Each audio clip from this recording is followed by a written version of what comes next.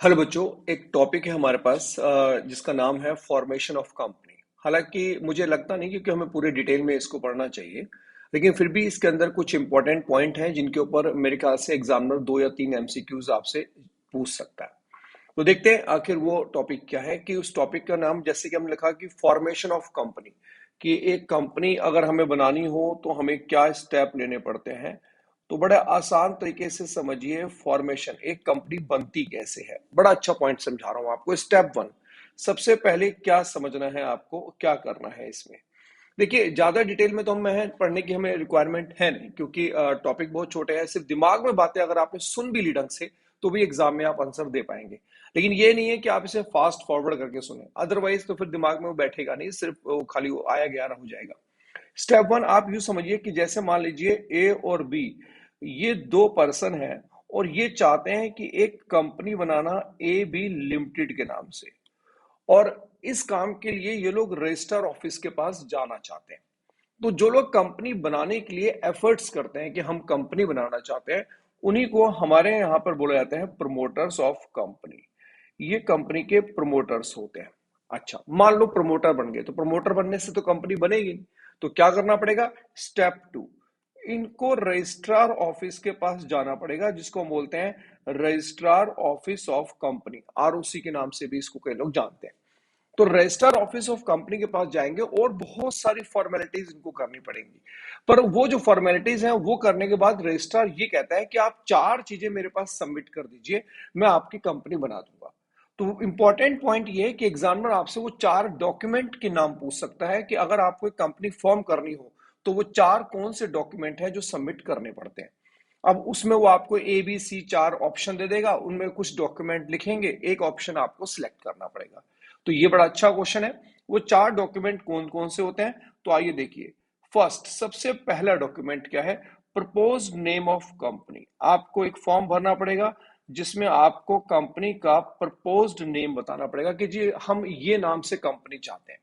तो register office कहता है कि आप पहला प्रपोज नेम देख लीजिए प्रेफरेंस में, हम उसे चेक करेंगे, अगर नहीं मिला तो दूसरा प्रेफरेंस नेम वट एवर। तो प्रपोज नेम आपको अपनी कंपनी का क्या रखना चाहते हैं वो बताइए। दूसरा डॉक्यूमेंट होता है बेटा memorandum of association. Memorandum of association एक कंपनी ने क्या बनाया है, एक पूरा एक तरह का उसके डिटेल फॉर्म होता है, पूरे उसमें रूल्स गाइडलाइंस लिखी होती है कंपनी की, वो होती हैं। और तीसरा होता है इसमें आर्टिकल ऑफ एसोसिएशन। हालांकि बहुत से बच्चे इस बात को लेकर कंफ्यूज होते हैं, सर मेमोरेंडम ऑफ एसोसिएशन, चलो आपने कहा कि इसमें कंपनी के रूल्स और गाइडलाइंस या वट एवर इस तरह के कुछ लिखे होते हैं, आर्टिकल ऑफ एसोसिएशन में भी यही चीजें लिखी होती है, तो दोनों में फर्क क्या होता है? बड़ा सिंपल सा फर्क होता है।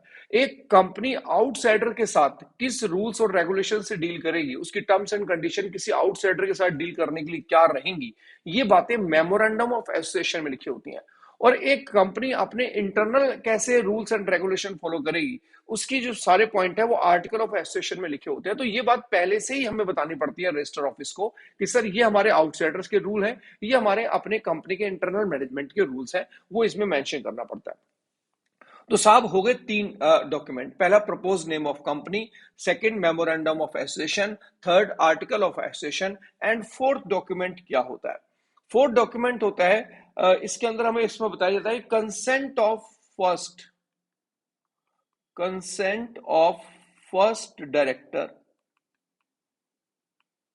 Acting as director, acting as director of company. यानी कि जैसे मान लीजिए ए और बी है, ए और बी में से कोई एक बंदा ये कहे कि सर मैं वादा करता हूं कि मैं इस कंपनी का एज ए डायरेक्टर काम करूंगा, सभी डॉक्यूमेंट पे साइन करूंगा, और जो डॉक्यूमेंट भी मैं सबमिट कर रहा हूं वो सभी डॉक्यूमेंट सही हैं, ये मैं अप्रूव करूंगा। तो ये सब एक कंसेंट उसको अपनी देनी पड़ेगी कि हाँ मैं डायरेक्टर की तरह काम करूंगा, साइन होंगे, आर्टिकल ऑफ एसोसिएशन मैंने पढ़ा हुआ है, मेमोरेंडम ऑफ एसोसिएशन में क्या लिखा है मैं जानता हूं, कंपनी का प्रपोज नेम मैंने प्रपोजल किया है। कल को इनमें कोई भी माइनस पॉइंट रहता है, कोई भी अगर चीज में गलती पाई जाती है, तो मैं उसके लिए टोटली रिस्पॉन्सिबल हूं। तो ये 4 डॉक्यूमेंट बेटे जिन पे एग्जामिनर आपसे बात कर सकता है कि प्रपोज नेम देना पड़ेगा, memorandum of association, article of association और कंसेंट लेटर। ये 4 डॉक्यूमेंट सबमिट करने के बाद आपको रजिस्टर ऑफिस जब इनसे सेटिस्फाइड हो जाता है, तब स्टेप 3 आता है और वो आपको इशू कर देगा issue of incorporation certificate. Issue of incorporation certificate, यानी कि जिस नाम से आप कंपनी बनाना चाहते थे, आपकी उस नाम से कंपनी बन गई है।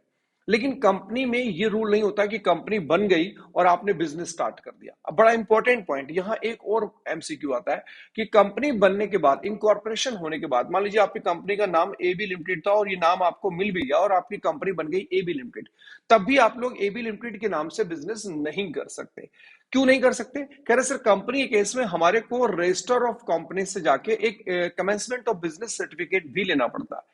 तो सर वो सर्टिफिकेट लेने की क्या कोई टाइम लिमिट होती है? यस, यही वन मार्कर क्वेश्चन बनता है कि वो सर्टिफिकेट लेने की टाइम लिमिट क्या होती है, कितने दिन के अंदर हमें वो सर्टिफिकेट रजिस्टर ऑफिस से इशू कराना होता है।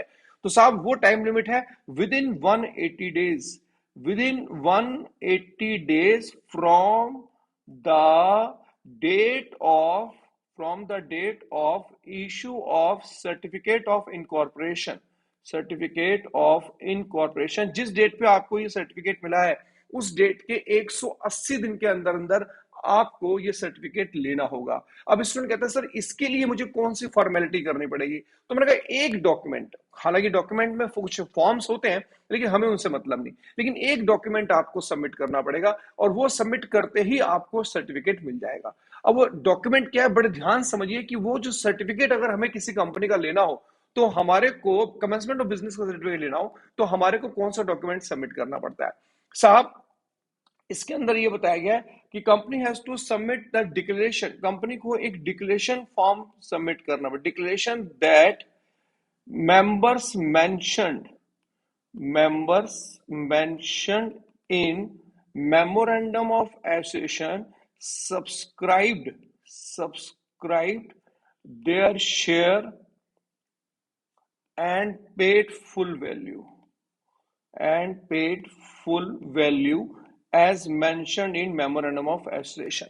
होता क्या है कि बेटा जिसमें हमने ये मेमोरेंडम ऑफ एसोसिएशन पहले कंपनी को दिया है, अगर आप देख पा रहे हैं तो ये जो मेमोरेंडम ऑफ एसोसिएशन पहले कंपनी को दिया होता है उसी में एक डायरेक्टर कहता है कि सर हमने ये वादा करते हैं कि हमारे जो प्रमोटर हैं, जो लोग हैं, उनमें से एक ए है वो 300 शेयर खरीदेगा, एक बी है वो 5000 शेयर खरीदेगा, एक सी है 1000 शेयर खरीदेगा, हम ये वादा करते हैं। तो कहता है सर ये वादा आपने स्टेप 2 में किया था, आपको अगर सर्टिफिकेट लेना है तो ये प्रूव करो कि इन सब लोगों ने वाकई वो शेयर्स खरीद लिए हैं।